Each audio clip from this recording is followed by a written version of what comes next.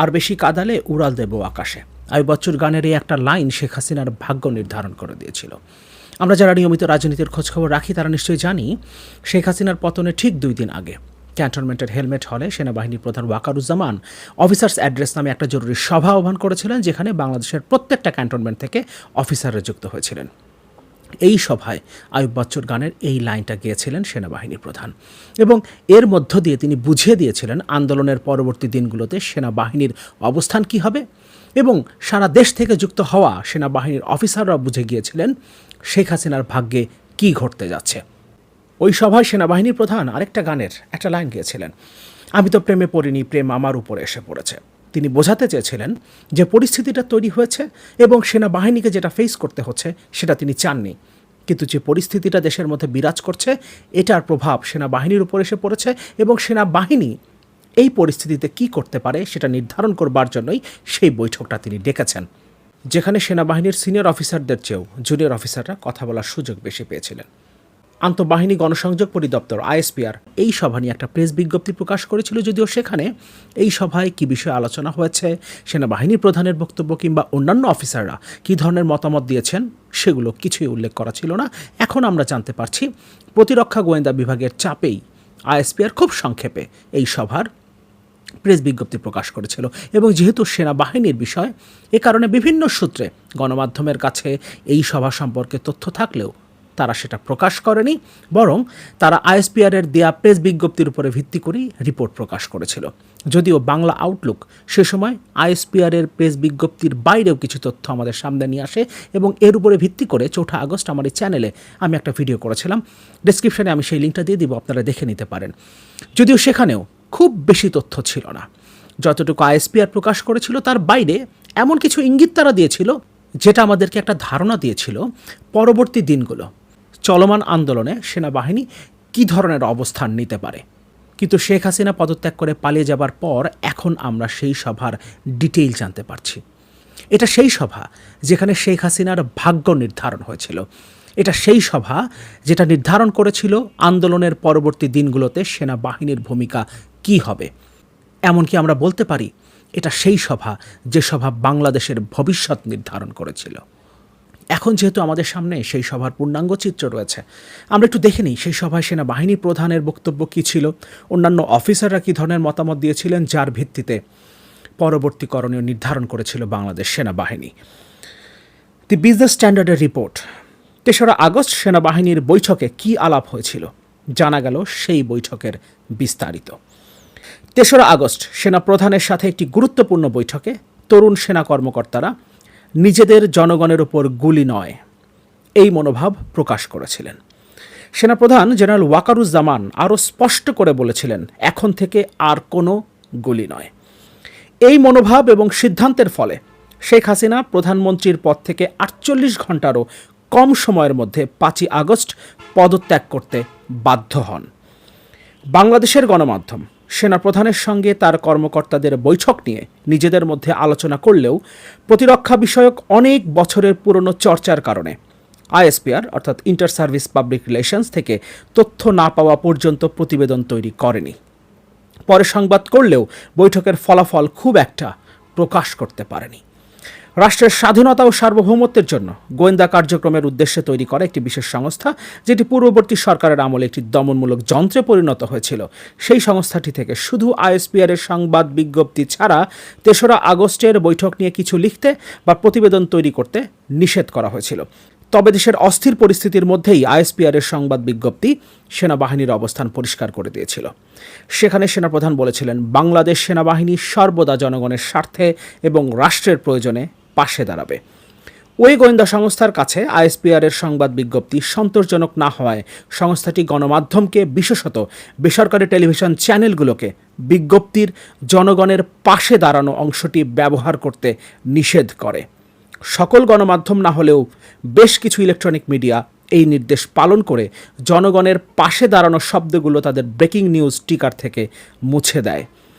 আইএসপিআরের সংবাদ বিজ্ঞপ্তিতে সেনাপ্রধানের বক্তৃতার কয়েকটি বাক্য উল্লেখ করা হয়েছিল, কিন্তু টিবিএস সেই সময় আরও অতিরিক্ত তথ্য সংগ্রহ করে। টিবিএস সেনাবাহিনীর বিভিন্ন পদমর্যাদার কর্মকর্তার সাথে কথা বলে বিস্তারিত তথ্যে জানতে পারে বৈঠকটি ৩রা আগস্ট দুপুর ১:৩০টায় শুরু হয়ে ১০ মিনিটের বিরতি দিয়ে ১.৫ ঘণ্টা চলেছিল।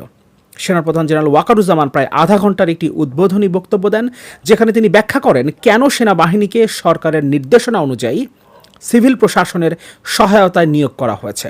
তিনি বলেন, সরকার যদি সেনাবাহিনীকে সংকট মোকাবেলায় নিয়োজিত করে তাহলে তারা সেই আদেশ মানতে বাধ্য। তবে তিনি যোগ করেন, তার সেনারা কাউকে হত্যা করেনি। পরিস্থিতি নিয়ন্ত্রণের জন্য কতগুলো গুলি এবং ফাঁকা গুলি চালানো হয়েছে তার পরিসংখ্যানও তিনি বৈঠকে তুলে ধরেন।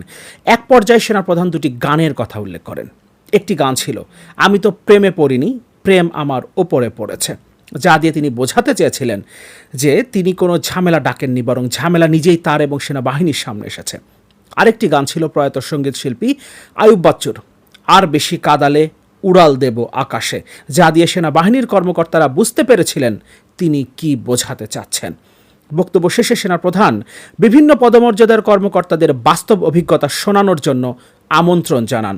ব্রিগেডিয়ার জেনারেল এবং এর চেয়ে ঊর্ধ্বতন কয়েকজন কর্মকর্তা হাত তুললেও সেনাপ্রধান তাদের নিরুৎসাহিত করেন এবং তরুণ কর্মকর্তাদের কথা শোনার প্রতি জোর দেন। এতে একজন লেফটেন্যান্ট কর্নেল টিবিএসকে বলেন, কয়েকজন ঊর্ধ্বতন কর্মকর্তা হতাশ হলেও জুনিয়র কর্মকর্তারা তাদের মতামত প্রকাশ করার সাহস পান। ৬ থেকে ৭ জন কর্মকর্তা নিজেদের বাস্তব অভিজ্ঞতা শোনান। বক্তব্যে একজন কর্মকর্তা উল্লেখ করেন, খুলনায় সেনাবাহিনীর প্রতি এমন একটি শব্দ ব্যবহার করা হয়েছে যা স্বাধীন বাংলাদেশে কখনো হয়নি। তখন তিনি প্রশ্ন করেন, কিসের জন্য? রাজশাহীর একজন নারী সেনা কর্মকর্তা বাংলায় একটি আবেগপূর্ণ বক্তৃতা পাঠ করে বলেন, দেশের সব মাকে মৃত্যু স্পর্শ করেছে এবং সব মা কাঁদছেন। তিনি মীর মুগ্ধর প্রতিবেশী ছিলেন, যে মুগ্ধ ঢাকার উত্তরায় আন্দোলনকারীদের মধ্যে পানি বিতরণ করার সময় নিহত হন। এই মুগ্ধ সাইদদের নাম এখনও যখন আমরা উচ্চারণ করি তখন আসলে এক ধরনের আবেগ আমাদের মধ্যে কাজ করে, কারণ সেই ছবিগুলো, সেই ভিডিওগুলো তো আমাদের চোখের সামনে ভাসছে। ঢাকা সেনানিবাসের হেলমেট হলে এবং সারা দেশের বিভিন্ন গ্যারিসন থেকে অনলাইনে গুরুত্বপূর্ণ ওই অধিবেশনে যোগদানকারী অন্যদের মধ্যে তখন নীরবতা বিরাজ করতে শুরু করে। বৈঠকে অন্তত একটি আপাত হাস্যরসের ঘটনা ছিল। ঢাকার মোহাম্মদপুরের একটি গুলির ঘটনা সামাজিক যোগাযোগ মাধ্যমে ভাইরাল হয়েছিল। ওই ঘটনার সঙ্গে সংশ্লিষ্ট একজন ক্যাপ্টেন বর্ণনা করেন যে কিভাবে কর্তব্যরত সেনা সদস্যদের জনতা ঘিরে ধরেছিল এবং তাদের নিজেদের নিরাপত্তার জন্য গুলি চালাতে হয়েছিল। তিনি বলেন, আমি আমার নিজের পরিবারের সদস্যদের থেকে, আমার বন্ধুদের থেকে এবং আমার প্রিয়জনদের থেকে সমালোচনার শিকার হয়েছিলাম। তারা ভিডিওটি দেখেছিলেন। ক্যাপ্টেন বৈঠকে বলেছিলেন, আমার ঘনিষ্ঠ আত্মীয়দের সমালোচনার পরে আমি হতাশাজনক পরিস্থিতির মুখোমুখি হয়েছিলাম। সম্ভবত আমার হতাশা দেখে আমার স্ত্রী আমার মন ভালো করার জন্য বলেছিলেন, ভিডিওতে আমাকে দেখতে সুন্দর লাগছিল। সেনাপ্রধান তখন রসিকতা করে বলেন, কেউ আমাকে কখনো সুন্দর বলে না। সঙ্গে সঙ্গে অবশ্য তিনি আবারও বৈঠকে গুরুত্বপূর্ণ আলাপে ফিরে আসেন এবং বলেন, সেনাবাহিনী প্রথমে দেশ এবং জনগণের স্বার্থ রক্ষা করবে। দুপুর 2:40 মধ্যবিরতি দেওয়া হয়। ধারণা করা হয়েছিল বিরতির পর আরও কর্মকর্তারা কথা বলবেন, তবে বৈঠক পুনরায় শুরু হলে সেনাপ্রধান কিছু কথা বলেন এবং তরুণ অফিসারদের কথার প্রতিধ্বনি করে গুলি না করার চূড়ান্ত নির্দেশ দিয়ে বৈঠকটি শেষ করেন।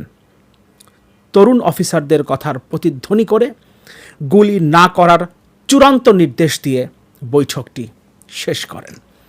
এই বৈঠকে সিনিয়র কর্মকর্তাদের কথা বলার সুযোগ দেননি সেনাপ্রধান, কারণ আমরা জানি সেনাবাহিনীকেও কীভাবে দলীয়করণ করার চেষ্টা করা হয়েছে।